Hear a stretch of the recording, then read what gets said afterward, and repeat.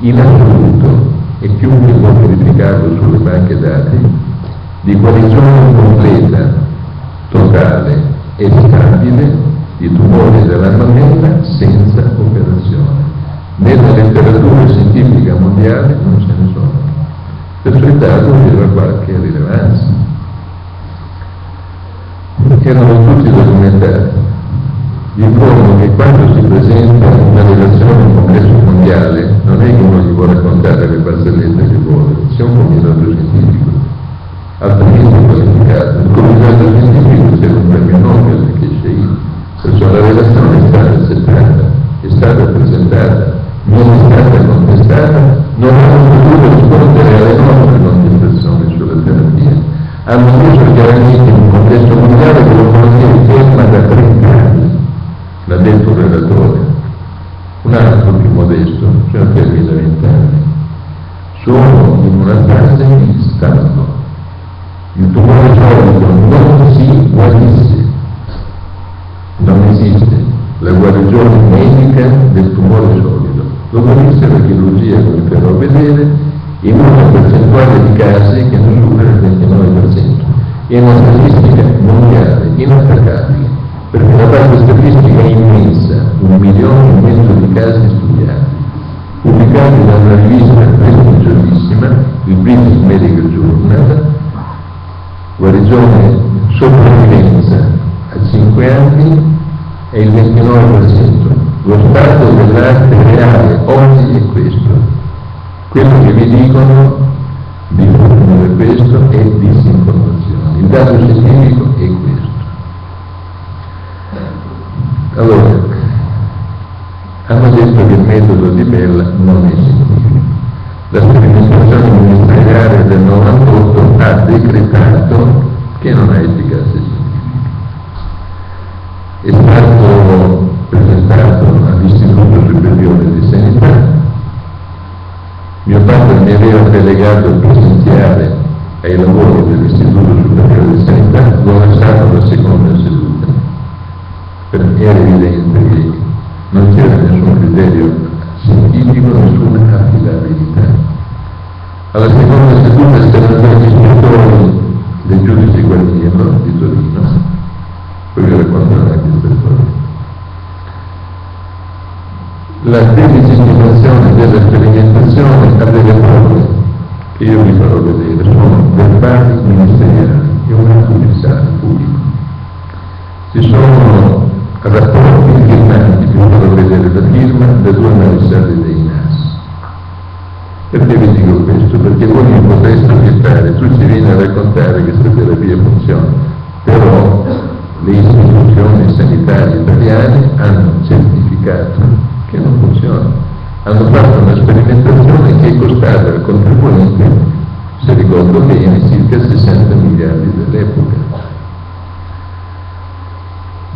Oggi siamo relatori al congresso mondiale.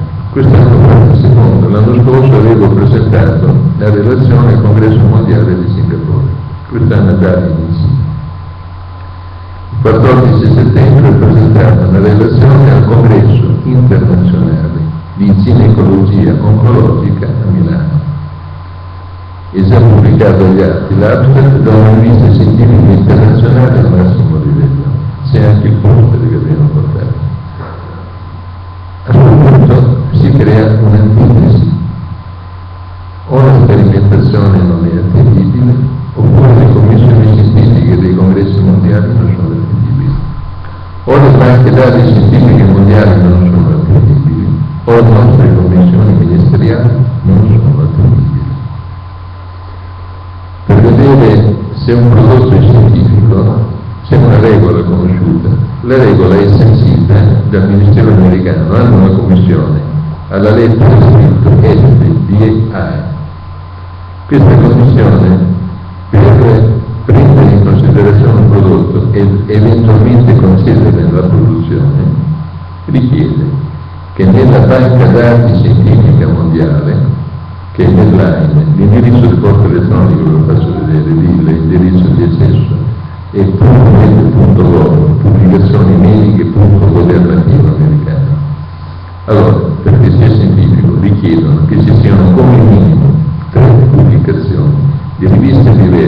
accreditate sull'online che certifichino che il dato funziona, che la molecola funziona e che siano perfettamente coerenti. Questo è il concetto di scientificità. Perciò io vi farò vedere come accedere alla banca dati mondiale, facendo la ricerca dei singoli componenti della terapia. Poi vi farò vedere pubblicazioni sulle riviste scientifiche relativi ai risultati del metodo Tabella. Questo è il concetto internazionale di scientificità. Non può contestare nessuno e a nessuno riformamento.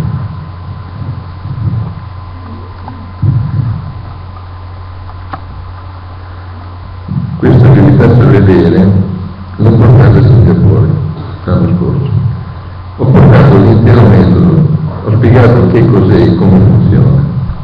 Ha una parte fissa e una parte variabile, perché i tumori non sono tutti uguali, però hanno dei denominatori comuni. Quali sono? La crescita incontrollata e anomala e non finalizzata e le mutazioni. Se non crescono non sono tumori. Per questo motivo la parte fissa del metodo si rivolge ai denominatori comuni, quali sono la crescita e le mutazioni.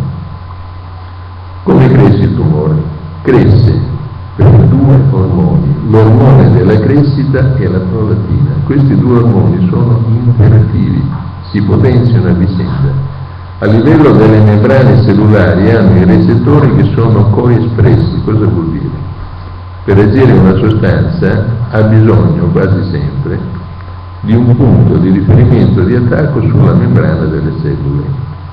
Arriva a contatto e inizia una reazione.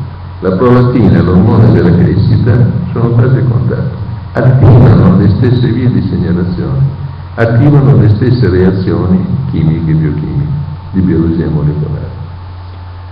Per di più l'ormone della crescita, oltre che dare una spinta diretta sulla cellula tumorale, la spinge a crescere agendo su questo recettore, oltre a questo produce sostanze altrettanto potenti che spingono la crescita tumorale. Si chiamano fattori di crescita, sono circa una quarantina.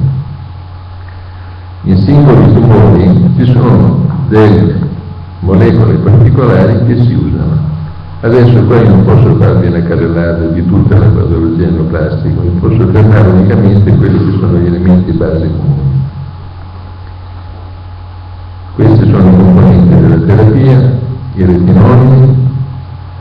Mio padre ha cominciato a usarli oltre 40 anni fa. C'è una relazione al congresso internazionale di Amsterdam sulla pineale in cui c'è tutto il metodo, compreso i retinoidi. Vi riferisco un aneddoto. Ieri un illustre personaggio, ematologo, direttore di cattedra di un'università importante, ha attaccato il metodo dicendo che non funziona. Però dice: noi adesso otteniamo dei risultati importanti perché non usiamo solo la chemioterapia, usiamo anche la vitamina A. La vitamina è un componente da 40 anni. Adesso ottengono risultati migliori perché usano anche il metodo non funziona. Loro usano un componente del metodo. La prima relazione del 78, i primi lavori di mio padre sulla vitamina A, sulle varie funzioni di vitamina A, sono addirittura del 1941, pubblicati nell'archivio italiano di fisiologia. Ma non ne basta uno, loro parlano di vitamina A, ci vogliono 3 vitamine A e vi farò vedere perché funzionano. E la loro vita deve essere salvata dalla vitamina E che ne impedisce l'ossidazione. Questi sono i 3 elementi cardine. Hanno diverse effetti tumorali, non ne hanno uno solo. Agiscono mettendo la crescita in sinergismo con la somatostatina che inibisce l'ormone della crescita. E poi agiscono sulle mutazioni, vi spiegherò che cosa sono, e migliorano lo stato generale dell'organismo per metterlo in condizione di affrontare l'aggressione neoplastica.